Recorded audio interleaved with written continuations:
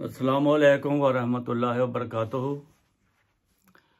Nadreen, Baghdad पर जब Hulagu Khan ने हमला किया था तो वो मुसलमानों को तबाह करता हुआ जा रहा था और इलाका फतह करता हुआ जा रहा था।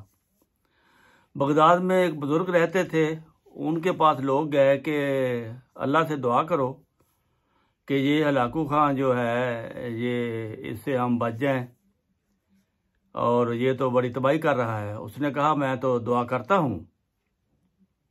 तो फिर पूछने लगे क्या जवाब आता है। कहने लगे अल्लाह ताला जवाब देता है, या अय्युहल कुफारो उक्तुलुल फज्जारो, यानी ए काफरो इन फाजिर मुसलमानों को मारो।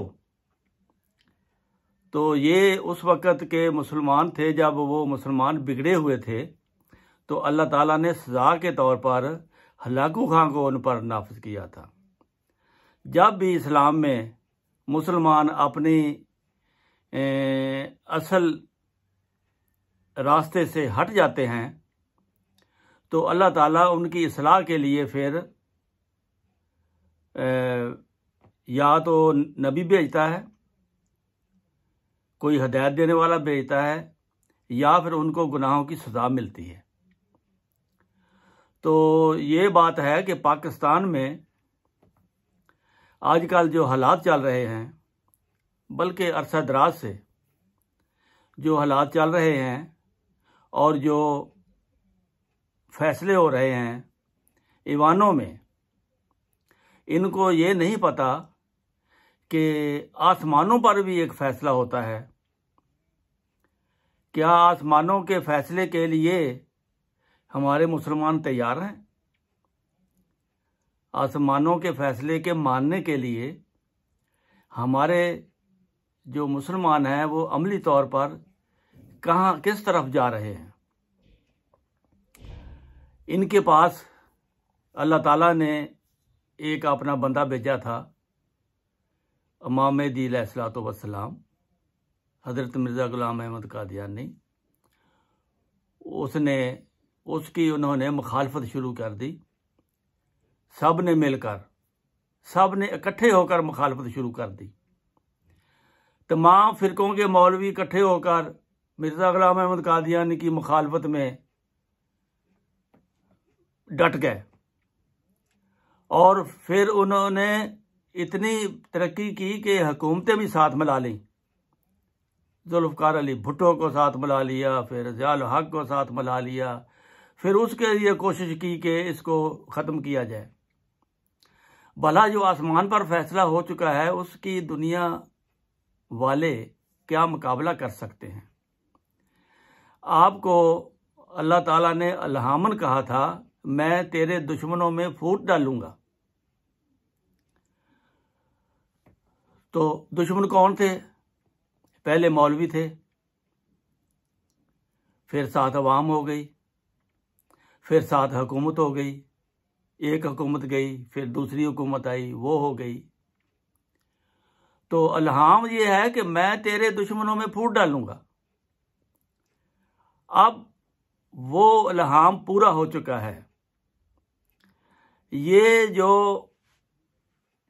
दोनों हुकूमतें जो हैं या अदारे हैं,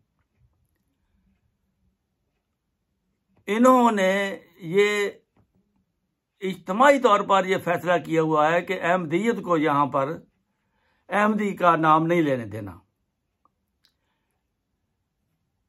ऐसे ऐसे इल्ज़ाम लगाकर ख़ातमुन नबीयीन का नाम लेकर, हालांकि ख़ातमुन नबीयीन को अहमदी मानते हैं, तो हम तो अल्लाह के फजल से उनको नबियों का सरदार मानते हैं और उसकी वजह से आगे रूहानी जो दर्जात मिलते हैं, नबी हो, शहीद हो, वो अपना सदीक हो, साले हो, ये सारे उनकी वजह से मिलते हैं। हमारा तो ये यकीन है, मान है, लेकिन मौलवियों ने इस कदर जहर गोला हुआ है कि अवाम नास को या हुकूमती अदारों को ये समझने ही नहीं देते कि वो कुरान को खुद समझें और पढ़ें और इस पर गौर करें कि ये मिर्ज़ा गुलाम अहमद कादियानी ने जो तशरीह की है ये कहते क्या हैं। इसलिए मौलवी इस ज़माने में बदतरीन मखलूक इसलिए कहा गया है कि वो ना अवाम नास को कुरान के पास आने देता है, ना हुकूमती अदारों को, ना बड़े लोगों को, पढ़े लिखों को असली बात नहीं बताता। और नतीजतन उन्होंने मसाजिद गिरानी शुरू कर दी, मीनार गिराने शुरू कर दे, महराब गिराने शुरू कर दिए, मसाजिद सील करनी शुरू कर दी और मसाजिद को वहाँ इबादत के लिए मना कर दिया गया। और वो जिसको ये मानते हैं कि हम इसको खातमुन नबीयीन मानते हैं, अल्लाह और उसके रसूल का नाम होता है लिखा हुआ, कलमा ला इलाहा इल्लल्लाह मुहम्मद रसूलुल्लाह, उसको तोड़ देते हैं। भाई आप जिसको मानते हैं वो खुदा है, वो अल्लाह है और वो उसका रसूल है, और उसको तोड़कर फेंक देते हैं। यानी कि तसब की आग में इतने बहके हुए हैं कि उनको समझ नहीं आती कि हम अपने ही माबूद को तोड़कर नीचे फेंक रहे हैं। कलमा बड़े संगमरमर से लिखा होता है, कभी सुनहरी हरूफ से लिखा होता है। उन सब को मिटाने में इनको कोई शर्म नहीं आती, ना हया आती है। तो अब खुदा ताला ने आसमान पर उसकी लाठी बेआवाज है। मालूम ये होता है कि उन्होंने इन दोनों को सजा देने के लिए ये फैसला कर दिया है कि ये तो 100 साल से इंसान के बच्चे बन ही नहीं रहे, मेरा नाम और मेरा रसूल का नाम और मसाजिद जहाँ मेरी इबादत की जाती है उनको उनकी ये बेहुरमती करते हैं। तो ये इस जुर्म में ये कौम पकड़ी हुई है और एक हुकूमत दूसरी को पकड़ती है और दूसरी पहली को पकड़ती है, जिसका दाव लगता है उसको सजा देती है। और किसी इन दोनों हुकूमतों में से किसी ने भी अपने दौर में कभी मस्जिद को तोड़ने, मीनार गिराने, महराब तोड़ने, मस्जिद सील करने से कभी किसी ने एतराज़ नहीं किया। यानी कि उनकी दिल की बात हो रही है। हुकूमत पहली हो या दूसरी हो या तीसरी हो, हुकूमतों ने ये फैसला कर रखा है कि इनकी मस्जिद के बारे में खामोश रहना है। और खामोश जब कोई रहता है वो मुजरम होता है। अगर कोई जुर्म देखकर खामोश रहे, रसूल करीम सल्लल्लाहु अलैहि वसल्लम की हदीस है, अगर तुम बुरा काम होता देखो उसको मना करो, अगर मना नहीं होते तो उसको समझाओ, अगर फिर भी नहीं तो दिल में बुरा समझो। और ये लोग बावजूद इख्तियार के कभी किसी की ज़बान पर ये नहीं आया कि यार खुदा ताला की ये घर है खुदा का, इसमें वो नमाज पढ़ते हैं, अल्लाह का नाम लेते हैं, रसूल का नाम लेते हैं, ऊपर कलमा लिखा हुआ है, दुरूद शरीफ लिखा हुआ है, खातमुन नबीयीन की आयत लिखी हुई है। और MTA पर जब भी शुरू होता है प्रोग्राम, वो खातमुन नबीयीन की आयत पढ़ी जाती है, वो ही कुरान पढ़ते हैं, वो ही नमाज है। तुम्हें क्या हो गया है?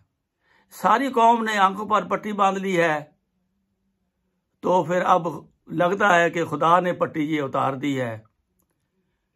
तो अल्लाह ताला रहम करे। जमात तो एक साइड पे हो गई है, खामोशी इख्तियार कर ली है। तुम्हारे मुल्क से जिनको तौफीक होती है वो हिजरत कर जाते हैं और हिजरत करके फिर वहाँ पे उनको दुनिया वेलकम करती है कि आप हमारे मुल्क में नमाजें पढ़ें, मस्जिदें बनाएं, कलमे लिखें।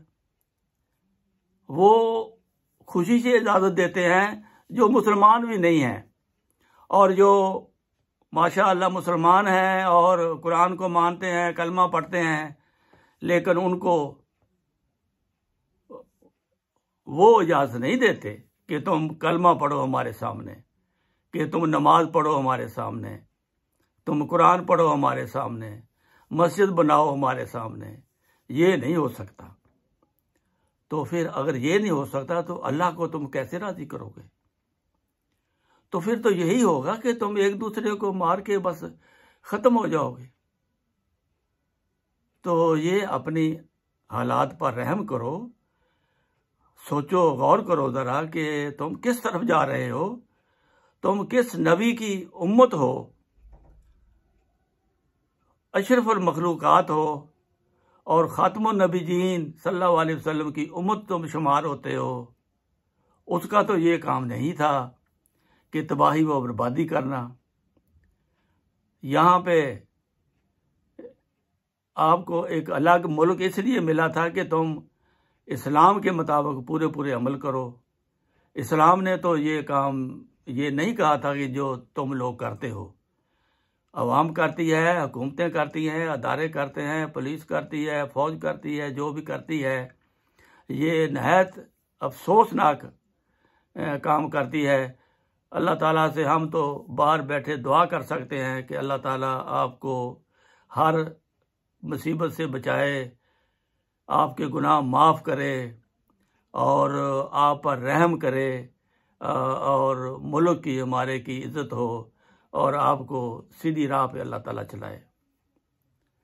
अल्लाह ताला सबका हामी नासर हो। हमारी तो दुआ है और दुआ करते रहेंगे, अच्छी दुआ करते रहेंगे, बद दुआ नहीं करेंगे आपके लिए। ये मकाफ़ात अमल है, वो खुदा खुद जानता है कि मैंने अब क्या करना है। इसलिए बद दुआ की ज़रूरत नहीं होती। अल्लाह ताला बुरे को खुद ही सजा देता है और उसको ऐसा फंसा देता है कि वो कहीं का नहीं रहता। इसलिए उसके फ़ैसले से, अच्छे फ़ैसले की उम्मीद रख कर दुआ करनी चाहिए कि अल्लाह ताला हम सब पर रहम करे। अस्सलामु अलैकुम व रहमतुल्लाहि व बरकातुहू।